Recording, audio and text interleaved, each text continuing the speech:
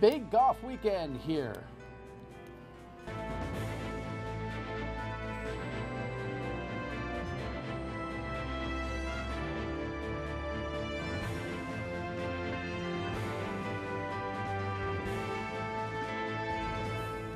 The Dan Yorke State of Mind program is brought to you in part by Lookout Rhode Island and Takeo Comfort Solutions. So I stopped over to Wannamoisett, which is just drop dead gorgeous right now. Even if you're not an avid golf fan, if you just want to get a sense of green, go over to Wannamoisett and enjoy a quiet walk in the serenity of intense amateur golf competition, because that's the poetry and the juxtaposition of all this. It's intense competition, but the place is just a walk in the park, literally gorgeous in Rumford. So the Northeast Amateur is now in its umpteenth year. Ben Tuthill, the chairman, will explain to me I have so many pieces of data in my head, I forget the number, but I'll get that any minute now. But I know this: there are numbers of the top amateur golfers in the world here this week, and as you're watching this program on Thursday evening, round 2 has completed. They'll make a cut beginning on Friday, and then into Saturday the championship will be awarded. And as I was talking with staff today, I'm reminded that there are so many tour pros, people that you're watching on television day in, day out, who have come through Wannamoisett at this Northeast Amateur. And so tomorrow's stars are literally here in Rhode Island this week. In addition, of course, we have the CVS, which is on Monday, and they've got a unique format. Brad Faxon and Billy Andrade have pulled off another wonderful threesome format for Monday, so make sure you get over to the Rhode Island Country Club for that. Brad is scheduled on the radio for me either, it might have happened this afternoon, because you see this after I've done the radio show. I'm sometimes discombobulated, but perhaps tomorrow as well. Anyway, big golf weekend. Don't miss both venues. We'll meet the guests on the Northeast Amateur conversation coming up in a moment. But we have things that we have to discuss, things that are going on in this country that at least we should dabble with here. The president has flipped, I guess. Don't ask him. He doesn't know what that means. Headline, yeah. And here's the latest from CBS on what is really a discombobulated mess. The House will be in order. The House of Representatives is preparing to vote on 2 different immigration bills. A hardline conservative measure that cuts immigration across the board, even legally, and a GOP compromise bill negotiated between conservative and moderate Republicans in the House. What we want to do is just get something that can move forward, and we're right here. This is the closest we've been since I've been up here to actually have immigration reform and to move us forward and get us off this topic that we've just been spinning our wheels on. The president has said he will sign either bill that passes out of Congress, but the GOP leadership has put its support behind the compromise bill. We're hopeful that we can get to the number we need to pass the bill. This is what's going to help solve the immigration puzzle in this country. DACA, border security, end this practice of family separation in a definitive way. President Trump signed an executive order on Wednesday, which temporarily ends the separation of families at the border. But it only lasts 20 days, which gives Congress less than 3 weeks to find a permanent solution. I think the president is trying to address the issue on the border in a compassionate way and trying to do what he can from an executive standpoint. But it has to be addressed legislatively. It may also be up to Congress to find a legislative fix for the children already separated at the border. The president's executive order does not apply to the 2,300 children already taken from their parents. Yeah, and there were reports today that there were parents that were processed, adults that were processed, and not charged with the misdemeanors. So their own lawyers don't even know what to do with them. The public defenders and the civil rights lawyers and the immigration lawyers who convene on these courts to try to figure out who's who are having trouble figuring out what's what. Those couple of thousand plus kids that are now separated from their families, there's no timeline for putting that together. There was no coordination and no policy preparation for this non-policy policy of zero tolerance policy that they put in the first place. And of course, Monday the president said, there's nothing he could do. They had no power to change this. The Democrats were all to blame for this. You know, by the time the Tuesday rolled around, the Attorney General was doubling down on the idea that it was a zero tolerance policy, and the Homeland Security Secretary was arguing herself in front of the press, getting mad at everybody, thinking, what am I doing here? And then, of course, the family got to the president, I guess. And so now we've got his well-practiced, really strange signature on an executive order that might cool the political temperature, but probably does nothing to help the logistics down there on the border, at least for the 2,000 that have been processed. We'll see how it goes. It's always a new news cycle with Donald Trump, and I'm sure something will happen here to shake it all up. In the meantime, coming home, this is a percolating problem that is looking to extend well past one or two candidates. The headline here from Target 12 is a follow-up. Cranston Democrats say they also got rent-free headquarters from the Carpignano Group. Now look, I am really bullish on the Carpignano Group's work in this community. They have done fantastic development. Fantastic. Chapel Hill, they're the folks that are taking over the Benny's properties and are going to replace Benny's. They have a proposal in Newport right now that I think will change the face of that city demonstrably. They are also bidders on the 195 redevelopment land. They are a principal player in the economics and the infrastructure of this state. Now, having said that, and they've been guests on this program, they aren't accepting any inquiries from us right now, which is always problematic for me, because when the news is good, it's easy. When the news is tough, sometimes, right? I don't know what's going to happen here, but this new development is that the Cranston Democratic City Committee admits through its chairman and former mayoral candidate Michael Seepy that they too were not billed for rent at their Cranston location, which is Carpignano, the landlord. This all stems from the Alan Fung story. Alan Fung, the Cranston mayor and two-time gubernatorial candidate, had some payments that didn't get transacted in years 2014, 16, and now this year. Fung ran for governor in 2014, ran for re-election and mayor in 2016, and is running for governor again in 2018. There's some missing payments for 2016. Reportedly, they sent checks. Carpignano held the checks. It's a couple $3,000 issue, but the more important problem is that even if at rate paid, they were looking at in-kind contributions here. Any knucklehead can look at this thing and say, wait a second, the average market retail rate for the Carpignano space that Fung had taken over for a few months is a few $1,000s a month based on the square footage that they publish on their website. To charge them $500 a month is a blatant in-kind contribution. So the Carpignano Group's got some answers to give.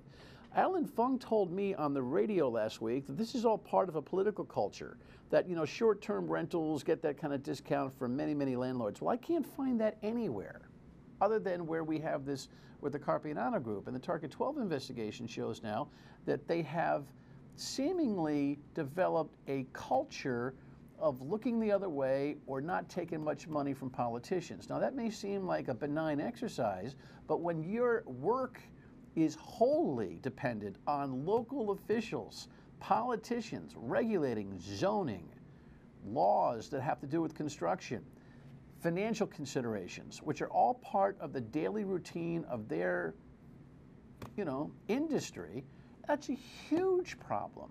Now look, I don't want to yell fire in a crowded theater, but I think what we're going to have here is the authorities take a good hard look at this. Whether that manifests itself in any kind of real investigation, I do not know.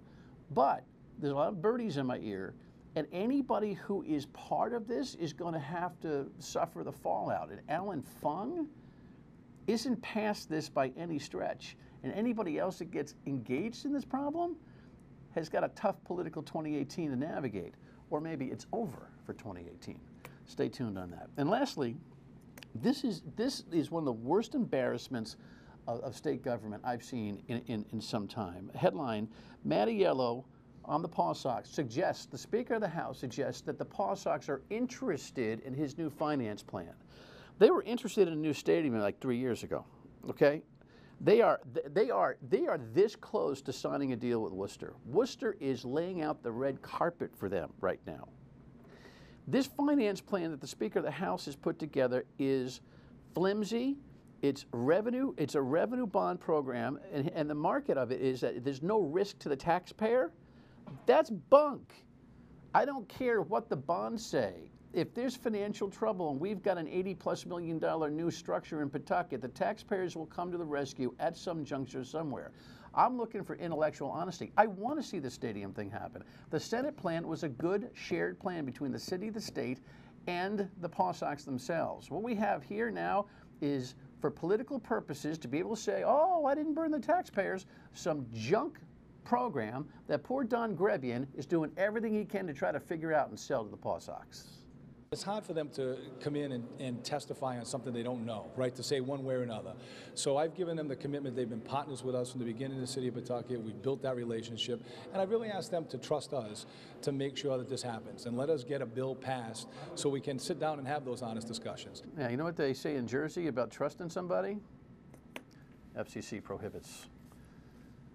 It's going down to the wire, and we could lose the baseball team. All right, when we come back, better news. We got a great golf tournament, and we got a young stud in here. He'll give me some tip. I only get these golf guys on to get a tip. You know that. We'll be right back. Two guys that were 6 are off the course. All right. Admittedly, some old scenes from Wannamoisett, but there's Mr. Tuthill with a winner from a couple of years ago. What year was that? Do you remember what year that was? That was my first year. That was Stuart Jolly in 2014. All right. Ben Tuthill, former state amateur champion and chairman of the Northeast Amateur, the 57th annual Northeast Amateur. Stephen Franken is here as well.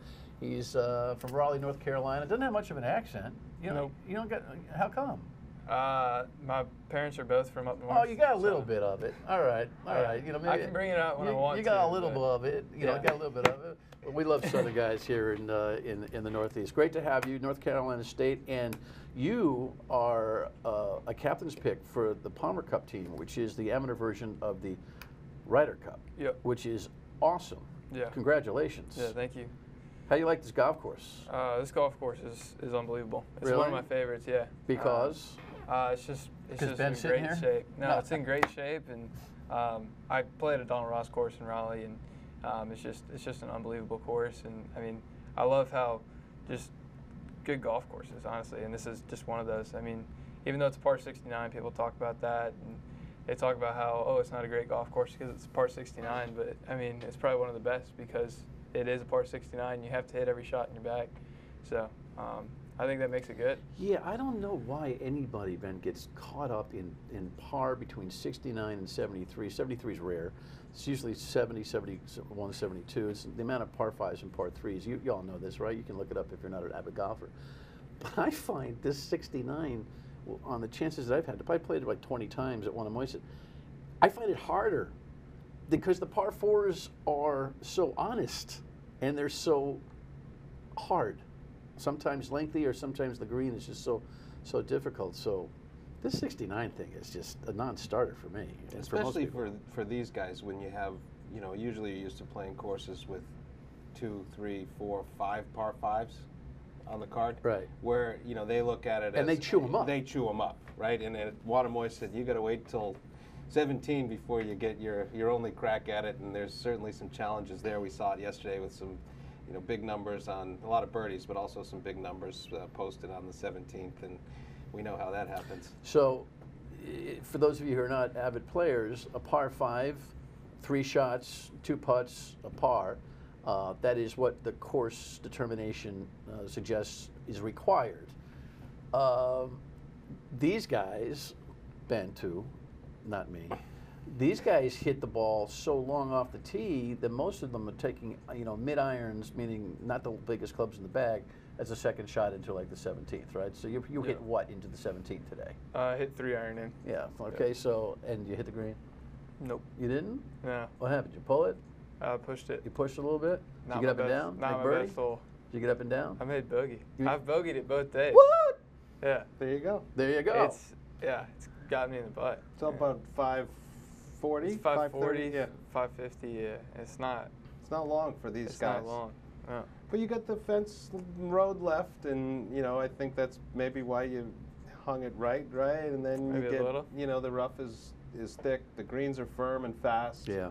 The pins are in challenging locations. If you don't leave the ball in the right place around the greens, you literally will leave yourself with, you know, a very difficult chance for up and down, And or maybe no chance. What did you say that the speed of the greens was today? So our green speeds on the stimp meter yesterday were 14.1, and this morning, according to our green superintendent, Mark Daniels, they're 14.7. What that means, it's like putting on this table. Yes. They just roll so fast. Yeah. Any 3 putts today? Yeah. Sorry. I know you told me don't ask. But you know what? This will flush it out for you. Right. You know? What Yeah. happened? I honestly don't remember what hole it was on. Good. So that's good. You want to see?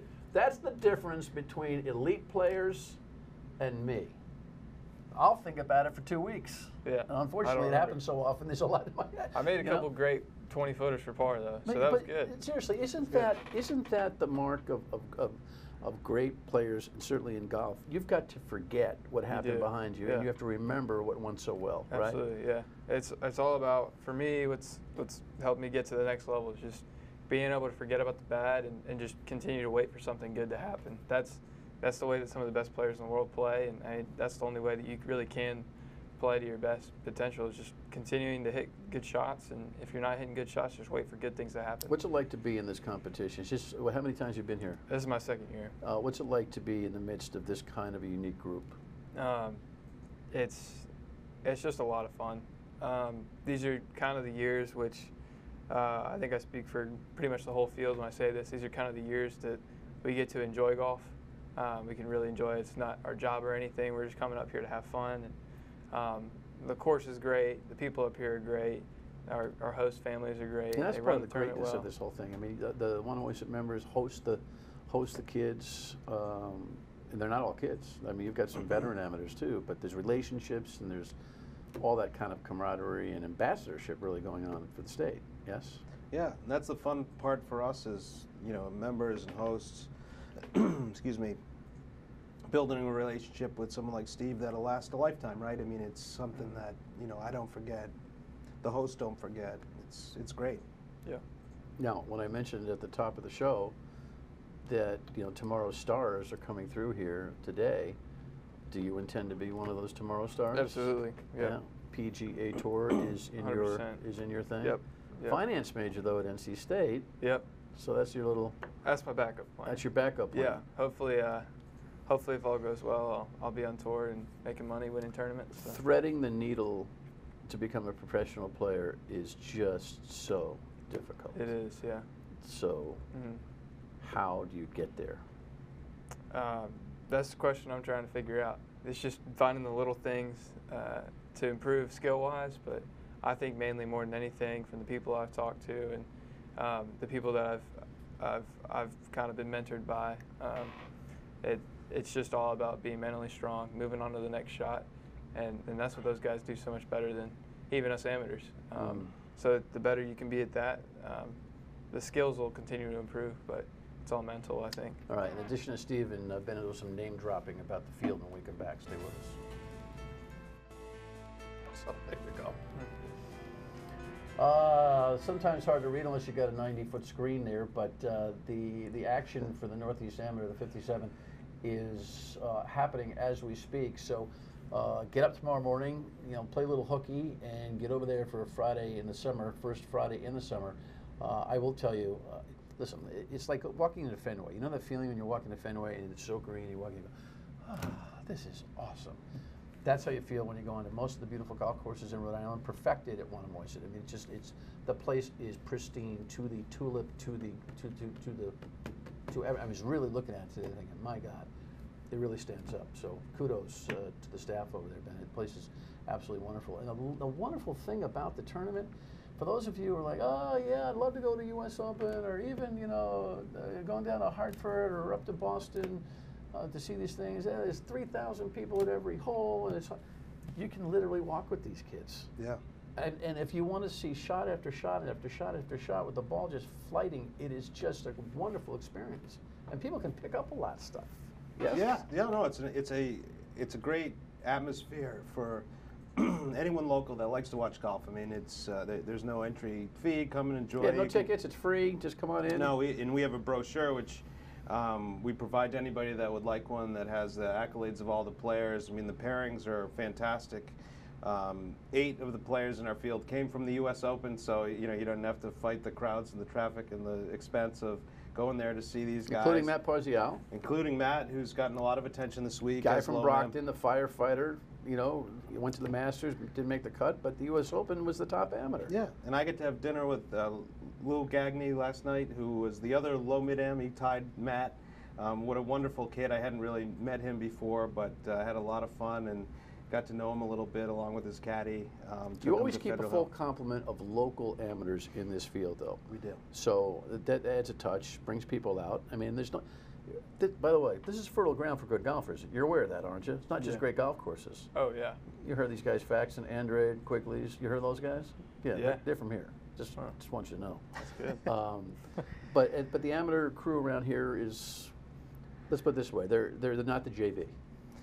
No, but it's interesting to see when we bring in the best amateurs in the world, not just Rhode Island, where they really stack up. And as great as they are locally, and they're great players, and they'll beat you and I every day of the week, Dan. But when you put them on a world stage with players that, like Steve, that are in the top 50, top 20 in the world, it's a different ball game. I mean, these guys all have the skills and the desire to make it to the next level. What do you think the difference is between elite and just really, really good?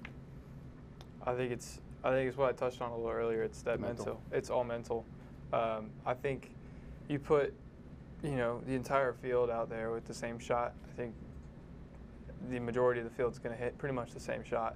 But being able to sort through the bad, sort through the good, and just focus on the good and move on to the next shot. That's what it takes to get to the next level. Give me a minute on what it's like to be a college kid, playing golf, finance major, time of your life. Do you know it? Yeah, it definitely is. It's hard to know it though. Kind of get That's the way life is. You'll know how great it was after it's over. Yeah, you kind of get caught up in the moment, caught up in everything you're doing. But it's so nice to be able to look back and just kind of be like, wow, I'm grateful. Like, I'm in a great spot. I'm over at NC State. It's a great city in Raleigh, and I got great teammates, great teachers. Families there. I don't really have it much better. So awesome. So you're -1 today, even for the tournament. You might have a viewer or two walking around with you, looking you up now that they've seen you on television. That's okay, right? I hope so. Just stay quiet during the swing. All right. Just everyone just shh and watch the magic. Wish you the best of luck. Thank you for visiting. Yeah, thank you and, for having me. Congratulations on that Palmer Cup team. Appreciate it. That is awesome. We'll be watching you on TV. Sounds good. Go get them. Ben, congratulations. Thank you, Dan. Come out to Wannamoisett and the 57th Northeast Amateur. Final word when we come back. Stay with us.